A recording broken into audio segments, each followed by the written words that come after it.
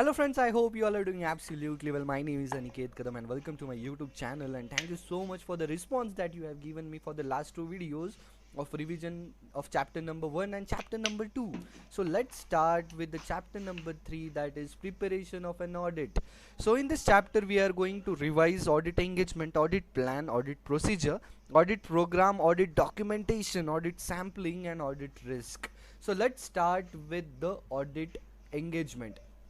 So, while doing audit engagement, the auditor should keep these things in the mind, that is objectives and the scope of audit, the expected form and content of the report, responsibilities of the management and the auditor, and applicable financial reporting framework. Means if you are planning an audit, you are preparing an audit, you will first plan an audit engagement. You will sign, you will agree on an audit engagement with the partner or with the client. So while agreeing on the terms, you will first check the objectives and the scope of audit, you will check the expected form and content of the audit, you will see the responsibilities of the management and the auditor, means us, applicable financial reporting framework. Okay, after that we will see the development of overall audit plan.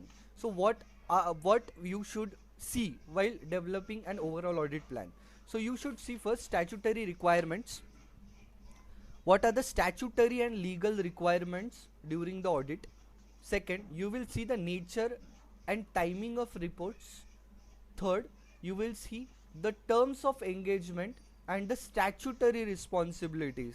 First, I have conveyed you that the statutory responsibilities and the legal responsibilities. Now I am talking about the statutory, sorry, first I have told you about the applicable legal and statutory requirements. It was requirements, and now I am talking about the statutory responsibilities and the terms of engagement. Okay, after that you will see the what are the effects of the accounting and auditing pronouncement that have been on the audit. After that you will see SA 600, 610 and a 620, that is using the work of other auditor, using the work of internal auditor and using the work of the expert. Okay, after that you will see the SA 299, that is the joint auditor, means allocation of work between the joint auditor. After that there are some other points, that is accounting and means the reliance on the accounting system and internal control, possible rotation of emphasis on specific audit areas, the nature, timing and extent, the nature and extent of the audit evidence to be obtained. These all things that you have to study about the development of overall audit plan. Guys, I just need to tell you that this is a revision lecture, means this will give you an overall idea of the chapter, means what are the contents of the chapter and what are the concepts that you need to understand. And if you just if you just think that I will do this lecture and I will do this revision chapter and I will score exemption or I will pass in the exam, then this music will be played after the exam in your mind.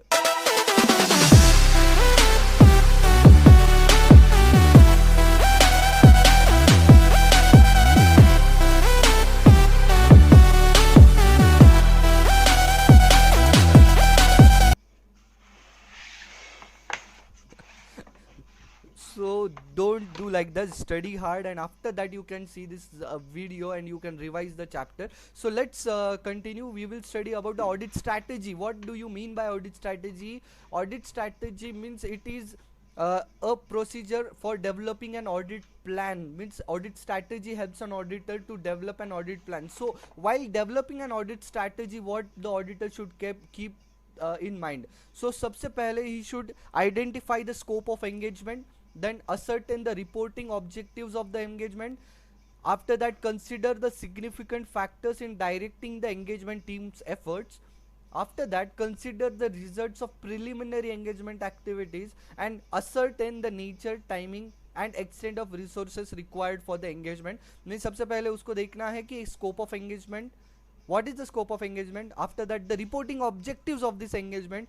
After that, there are some factors that will direct engagement team's effort that you have to see. After that, preliminary engagements activities के कुछ results रहेंगे, उसे भी consider करना है, and nature, timing of and extent of the resources that are available that you need to check. Okay, After that we will see what do you mean by audit program in the layman terms, or the terms that you will understand. Audit program means it is a detailed plan, okay, which includes the series of verification procedures and which is applicable, which is applied to the financial statements and the accounts. I will repeat it once again. Audit program is what? It is a detailed audit plan which includes series of verification procedure which is applied to what? Financial statement and account.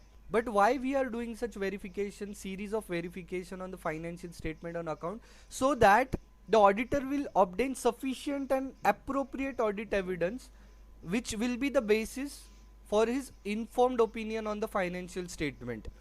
Matlab, auditor will perform the series of verification procedure on the financial statement and the accounts of the company for the purpose of obtaining the audit or evidence which should be sufficient and appropriate, on the basis of which the auditor will express an opinion, that is informed opinion on the such statement. But while framing the audit program, the auditor should keep the following points in mind. Okay, he should keep the audit objective and the audit procedures to be applied in mind. After that, he will keep in mind the extent and the timing of the checking procedure. Okay, first the audit objective and audit procedure that he should keep in mind. The extent and the timing of check he need to be performed. After that, the allocation of work among the team members, and after that, special instruction based on the past experience of the auditee. That things he has to keep in mind. After that, we are learning about audit techniques. Audit techniques means it are the techniques for collection and accumulation of audit evidence. Certain methods and means are available, and these are known as audit techniques. Means certain means are there, certain methods are there for obtaining an accumulation of audit techniques for accumulation of audit evidence, that we call as the audit techniques. So what are the audit techniques? There are confirmation, inquiry, year end scrutiny, recomputation, tracing in subsequent period, bank reconciliation, posting checking, casting checking, physical examination and count. Okay, in the layman term, procedures and techniques are used interchangeably, means they are used in exchange of one another, procedures and techniques, but in concept they are different. So I will give you a very interesting example. Means you have to marry a person. Okay, for that you need a partner. That is a procedure. This is a general procedure. If you want to marry, you need a partner. But for getting that partner, there are various techniques. Means there are love marriage, there are arranged marriage, or there can be many techniques. You can get married in court. So there are techniques. So procedure is that represent a broad frame of manner of handling. Okay, so we will read. However, the distinction does not exist. Procedure may comprise a number of techniques and represent a broad frame and manner of handling the audit work. Techniques stand for methods employed for carrying out the procedure. For example, procedure requires an examination of documentary evidence. Okay, the job is performed by the procedure known as vouching, which would be involved techniques of inspection and procedure computation of documentary evidence. So I hope the example is understood by you and what do you mean by audit techniques. After that, you will learn about audit documentation. Audit documentation hota kya hai? Auditor just takes 2 to 3 document with him. हमेशा वो क्या carry करेगा? 2 से 3 document carry करेगा, and the ऐसे number is 230, that is 230. 2 से 3 document, that is audit documentation. I hope it will be very useful for you to keep that essay in mind. Audit documentation refers to the procedures, record of audit procedure perform. 3 चीजें होती है इसमें. audit procedure perform relevant audit evidence obtained and the conclusions that the auditor reached. It is audit documentation. ठीक है, audit documentation involves what? It involves audit program, audit programs that we have studied just now, letter of confirmation and representation, correspondence such as email concerning significant matters, and checklist. Okay, what are the factors that affect the form and content of working papers? ठीक है, what are the things that affect the audit documentation or the working papers of the audit. सबसे पहले it is the size and complexity of the entity, nature of the audit procedures to be performed, identified risk of material misstatement, significance of the audit evidence obtained, nature and extent of exceptions identified, need to document a conclusions not determinable for audit evidence, and the audit methodology and the tool used. These are the factors that affect the form and content of the working papers. Okay, audit documentation. What are the purposes that the audit documentation serves, or the what are the benefits of the audit documentation? Okay, it assists the management or the engagement team to plan and perform the management. Sorry, it assists the engagement only. Okay, engagement team to assist and perform the audit. Second, assist the team members to discharge their review responsibilities as per SA 220. Accountability of the engagement team, record of future audits, quality control reviews and inspection as per SQC1, and external inspection as per legal requirements. I will read it once again. That is, it assists the engagement team to plan and perform the audit.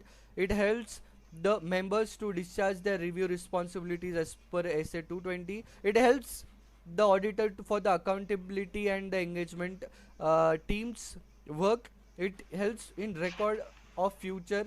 It works as a record for future audits, and it is quality control review for inspection as per SQC1, and external inspection as per legal requirement. Okay.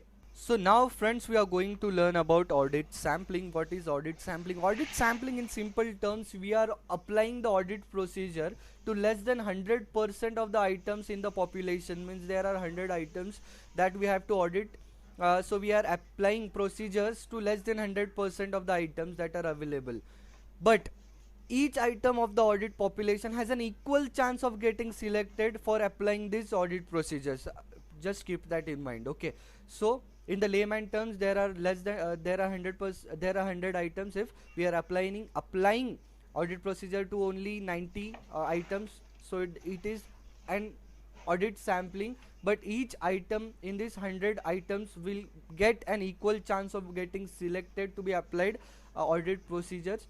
So the auditor will get a reasonable basis upon which he can draw a conclusion on the entire population. So there are two approaches of sampling, that is statistical sampling and non-statistical sampling. Statistical sampling is more scientific basis. It uses the mathematical and laws of probability in determining the sample size in varying circumstances.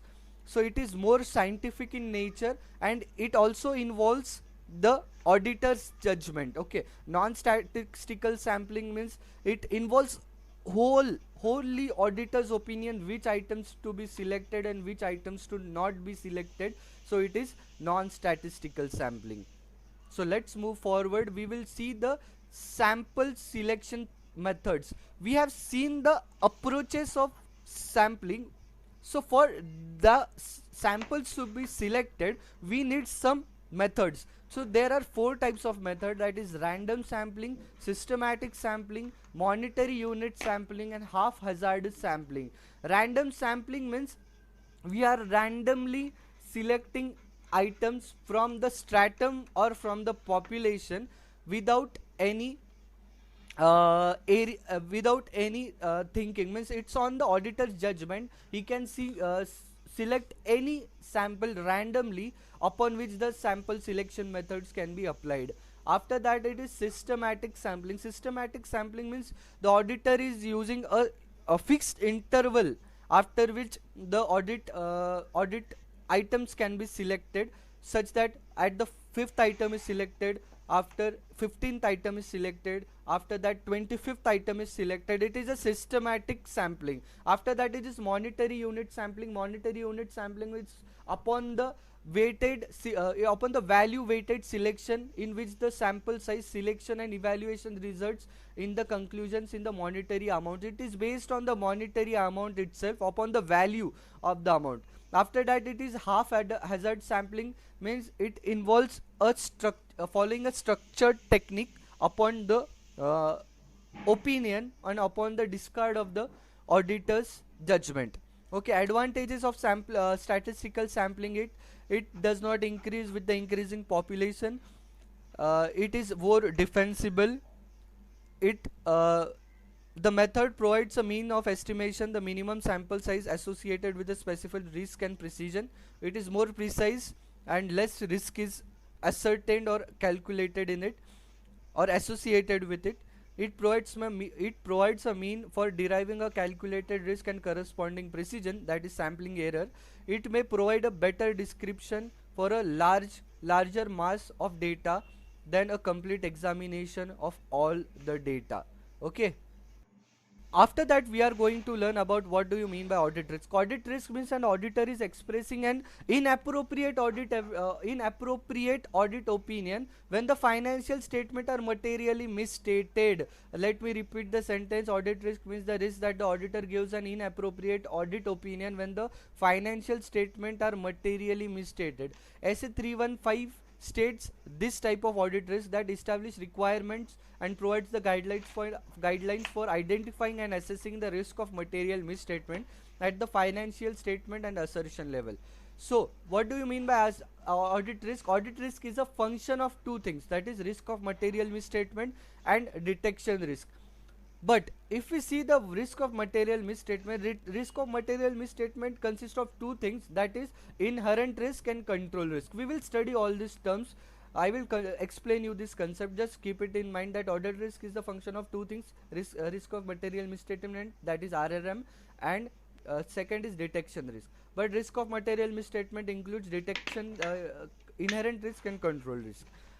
Audit risk, so we can call as audit risk is the म्हणजे calculation of inherent risk, control risk, and detection risk. Okay, so let us study it one by one. What do you mean by inherent risk? So this line is common. So first line from the exam point of view is common in all the three risks, that is detection risk, control risk, and inherent risk. That the susceptibility of the assertion both about class of transaction, account balances, and disclosure to the misstatement that it could be material either individually or when aggregated with the other misstatement. So this line is common. The susceptibility of an assertion about a class of transaction, three things are there: class of transaction, account balances, and disclosure. Let repeat after me: class of transaction, account balances, and disclosure. That it could be material and it could be misstated either individually or when it is aggregated with the other misstatement. In inherent risk, it is before consideration of any related controls, means before consideration of any related control, the account balances, the disclosure and disclosure policies, or the account balances or the class of transaction are materially misstated, then it is inherent risk. Control risk, my same sentence will be written, that is the susceptibility that the class of transaction, account balances, and the disclosure of misstatement that could be material either individually or aggregated with the other misstatement will not be prevented, detected, and corrected on the timely basis by the entity's internal control, that is it is control risk. After that, it is detection risk. Detection risk means kya? Detection risk means the auditor could not detect the material misstatement while performing the audit procedures. In that audit, it is detection risk. Simple. After that, we will see surprise risk.